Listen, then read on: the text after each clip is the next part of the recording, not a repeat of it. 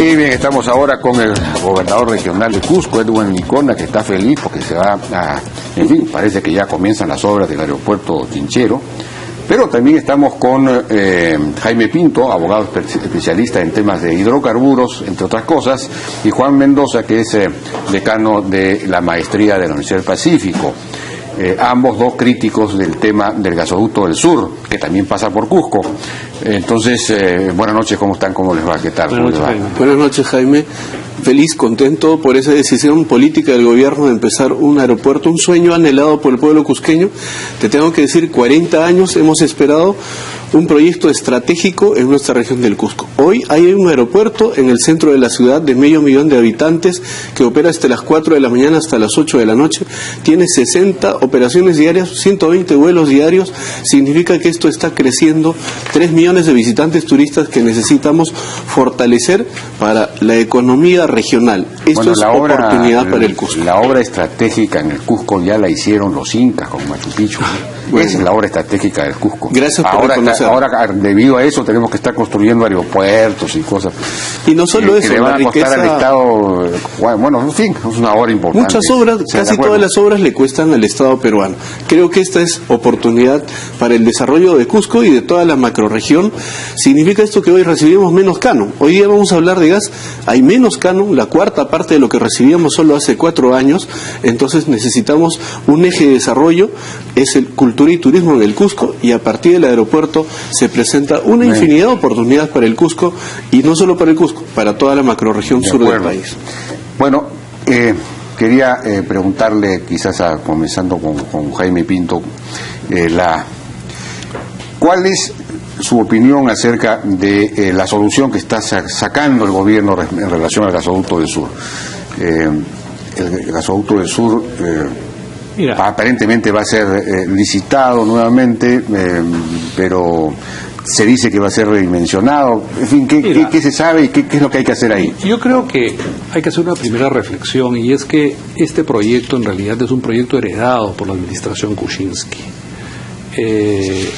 Y eso es muy importante porque yo creo que esta especie de meteorito que le cayó a la política peruana es un meteorito que nadie anticipaba y que ha agarrado un poco la administración Kuczynski con, digamos, una cosa que era absolutamente imprevista el 28 de julio cuando ellos inauguraron el gobierno. Entonces, me parece que el gobierno está haciendo los esfuerzos por, de alguna manera, controlar una situación heredada, un contrato heredado de la administración anterior.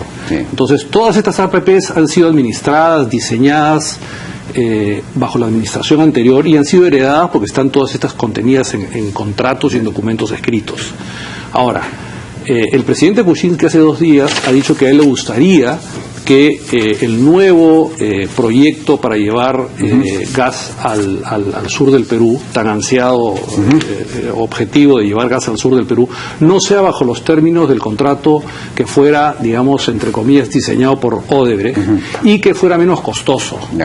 Entonces, yo creo que... Ahora, ¿eso es posible? Porque ya los tubos están comprados, de modo tal que el grosor, digamos, ya está definido. Pero me faltaba el último elemento que dijo el presidente. Todo esto va a ser muy complicado, dijo el presidente. Y yo creo que va a ser muy complicado. ¿Por qué? Porque, como digo, todo esto está contenido en documentos, en contratos.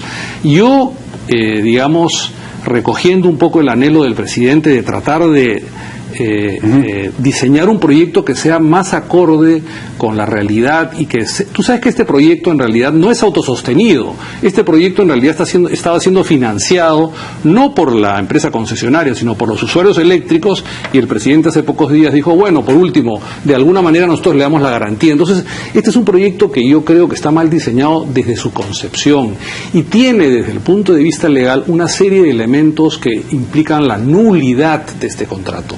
Este contrato no debe atar, en mi opinión, y es una discusión legal. Eso depende de que se demuestre la corrupción, en este caso específico. Se demuestre que se demuestre la corrupción, pero hay una serie de elementos, digamos, que indicarían que hubo corrupción.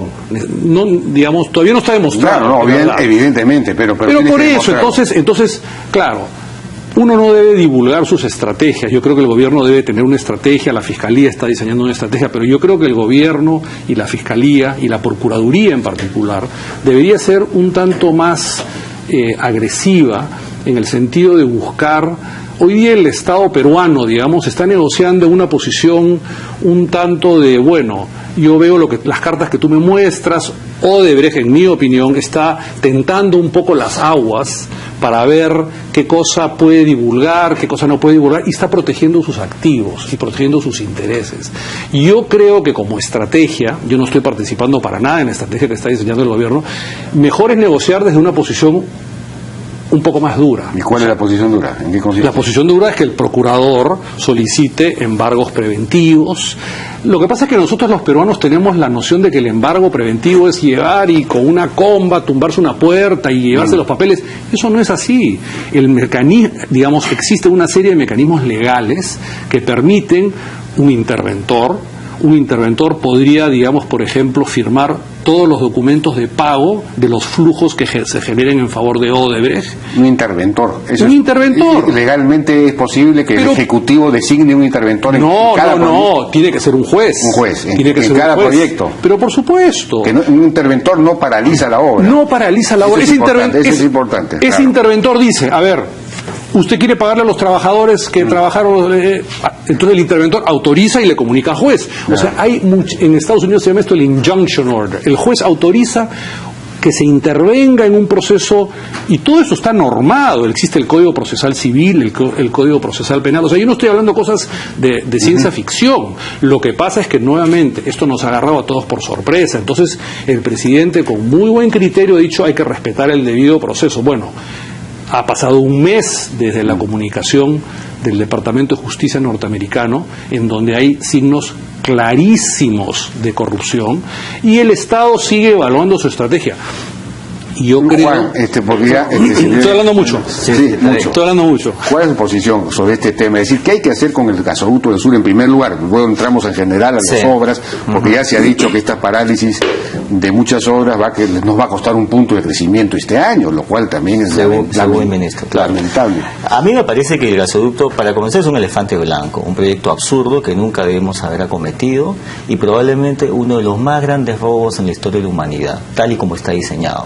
Porque tenemos una demanda que está exagerada más o menos probablemente por un factor de 5 o 6, y esa es la base del proyecto. Ahora, el otro elemento... ¿No se puede generar demanda? Se puede generar demanda, pero no artificialmente. No, en la economía de mercado... Exportar. Meteorito exporta. Está bien, pues, pero Chile necesita energía. Perfecto, pero que ese riesgo lo corre el sector privado. Exportar a Chile esta energía sería un absurdo. Sería regalarle energía. O sea, subsidiamos el gas para dárselo a Chile, a Colombia, a cualquier país, sería una traición al país. Bueno, lo que han dicho los chilenos, mejor dicho, el consorcio empresarial peruano-chileno es que como la tarifa, la energía en el Perú es más barata, 40% más barata. Pero del sector privado. Entonces se puede vender a Chile, y esa diferencia, esa utilidad se usaría para subsidiar. Mira, acá no puede haber garantía. Es un absurdo. El robo está en la garantía. Y ya tenemos la declaración de un colaborador eficaz que dice que Nadine Heredia y Jorge Barata, disculpa un momentito, estaban negociando para que el gasoducto salga para Odebrecht, y además Nadine Heredia intervenía en pro de inversión a sabiendas de que no había suficiente gas, de que no había suficiente demanda para inflar el proyecto. Por otro lado, me parece que a Odebrecht hay que tratarlo como lo que es, un ladrón que ha venido a robarnos. Entonces, ¿qué haces con un ladrón? Primero lo intervienes, le congelas los activos, lo cual no quiere decir en absoluto que se paren los proyectos ni las concesiones, y negocias de una posición de ventaja con los activos ¿cuál es la estrategia de Odebrecht? Exactamente la que tiene el gobierno: vender sus activos y mandarse a mudar. Porque el Departamento de Justicia de Estados Unidos dice que ha habido sobornos entre el 2005 y el 2014. La única concesión que se dio el 2014 a Odebrecht fue el gasoducto del sur. ¿Qué cosa estamos esperando para intervenir? Ahora, el futuro del gasoducto tiene que ser evidentemente un proyecto racional, en que haya gas de acuerdo a la cantidad de gas, de acuerdo a la cantidad de demanda, porque lo otro es una cosa absurda. Bueno, pero ya están comprados, repito, los tubos, que son tubos de 32 pulgadas, etcétera. Entonces, eso ya no lo puedes redimensionar, salvo que los deseches, los botes. Bueno, pero ese es un asunto privado. El Estado peruano, ¿por qué se va a atar este contrato? El contrato es un contrato leonino y la probabilidad de que no haya habido corrupción en este proyecto es igual que la que el cometa Halley vuelva a pasar mañana. Pero una pregunta, el gobierno está diciendo lo siguiente: mientras hacemos la nueva subasta, la nueva licitación, con o sin cambios en el proyecto, un proyecto redimensionado, lo que fuese, vamos a crear ductos virtuales que a través de camiones lleven el gas al Cusco, Puno, etcétera. Entonces, eso es otro proyecto que yo no sé cuánto va a costar, pero va a costar también un montón de plata. Es decir, vamos a acabar con un proyecto X, 2X. Mi pregunta es la siguiente. Mi pregunta es, si esa es una cosa realmente eficiente, ¿no es cierto?, y es lo que le conviene al país, ¿para qué necesitamos el gasoducto entonces? No, el gasoducto después empalmaría el gasoducto. Entonces, ¿cuál va a ser? ¿El proyecto A, el proyecto B?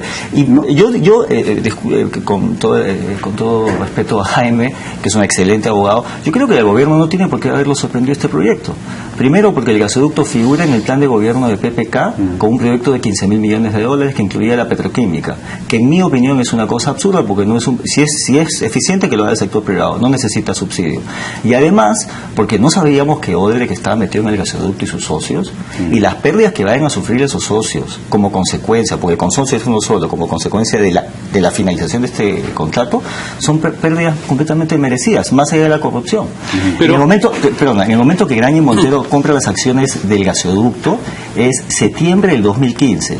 Marcelo Odebrecht ya estaba encausado por la justicia de Brasil por corrupción y 3 meses después es condenado a 19 años de prisión. Entonces, si tú me vas a decir que no sabías con quién te metías, yo creo que hay que ver el interés nacional. Y como he dicho en otras oportunidades, no podemos permitir que vengan empresas ladronas del extranjero, encima nos falten el respeto, y lo que dice el señor representante de Odebrecht ayer es un insulto al país, que no los voten, porque si no nos dan información. Señora, a usted le vamos a congelar los activos, sus ingresos, los vamos a intervenir y de ahí comenzamos a hablar. Pero yo quiero rescatar el tema del debido proceso. O sea, yo estoy de acuerdo un poco, digamos, la indignación y la preocupación de la ciudadanía, pero todo esto tiene que ser encauzado a través de los mecanismos de un Estado de Derecho. Y yo creo que el contrato tiene serios cuestionamientos. Pero yo quisiera rescatar un poco el tema de la sorpresa de este gobierno. O sea, por ejemplo, de la noche a la mañana nos enteramos que la carta fianza, que según el contrato son 350 millones de dólares, son 262 millones de dólares. Entonces, yo, digamos, un interesado en las cosas, sobre todo cualquier cosa que se relacione a Odebrecht, digo, pero ¿cómo es posible que la carta fianza del ministro salga y anuncie que es una carta fianza de 262? Han descontado lo que ya se ha avanzado el proyecto. Claro, pero ¿quién descontó eso? El gobierno anterior. Ese descuento se hizo el 18 de julio del 2016. Entonces, yo no estoy entiendo que ese descuento se hizo con el conocimiento de una firma de auditores de mucho prestigio, o Sinermin intervino, pero ese descuento no es atribuible a este gobierno. El ministro ayer ha hablado el ministro Tamayo ha hablado de que ya se han cobrado 66 millones, entonces yo digo, pero 66 millones y la carta fianza debería ser por 262 millones. Y el ministro hace una invocación para que se... Entonces me he enterado que en realidad son 3 cartas fianzas, hay una que ya se ejecutó, emitida por un banco, y la otra es emitida por una compañía de seguros, que según Caretas, no lo he verificado esto, no estaba en la relación porque el contrato contiene una relación de compañías de seguros autorizadas por el Banco Central a emitir cartas fianzas para un proyecto de esta envergadura. Según Caretas, no estaba en esa relación la compañía de seguros. Entonces, este contrato es nulo. Ahora, la nulidad de este contrato se tendrá que declarar conforme a un procedimiento.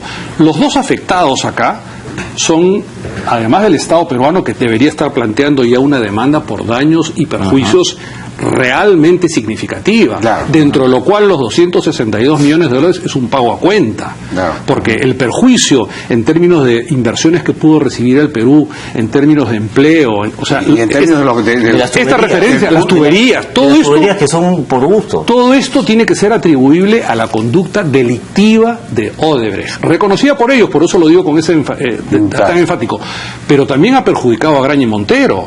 Acá el representante de Graña y Montero ha dicho que ellos no tenían ni conocimiento de estas conductas delictivas. Entonces, Graña y Montero y Enegas debería de estar posesionándose para ver cómo exige una reparación a su ex socio que lo perjudicó. Las acciones de Graña y Montero han caído, en fin. Entonces, Esto es un Estado de Derecho y el objetivo es que llegue gas a Cusco. Jaime, ¿Cuál es la opinión del gobernador regional del Cusco respecto a este problema muy serio en el que estamos metidos? Nosotros las autoridades convivimos con las necesidades de la población. Mientras se discute que esta ley o aquella ley o tal contrato o qué vamos a hacer, en la convención hace 8 o 10 años que hay gas en Lima, pero en la convención está el gas más caro del Perú. La pregunta es, ¿qué vamos a hacer para que la convención tenga gas económico si es dueño del recurso? ¿Cuántos años más vamos a postergar? Perú no es la convención, cuidado. Pero se extrae Cusco. Yo creo que tiene un punto los cusqueños. Hay un recurso. El balón de gas es una operación que emerge de la convención de la región del Cusco y que favorece al país con un canon estratégico, además a nuestras regiones y nuestros gobiernos locales. Cusco. El canon es para el Cusco, no es para el país. También se comparte con el Pero país. Jaime, el balón de gas acá en Lima vale 40 soles y en Cusco vale 80. Yo recojo la indignación de los cusqueños. Entonces los cusqueños... Ya sé, pero ¿cuál es la solución?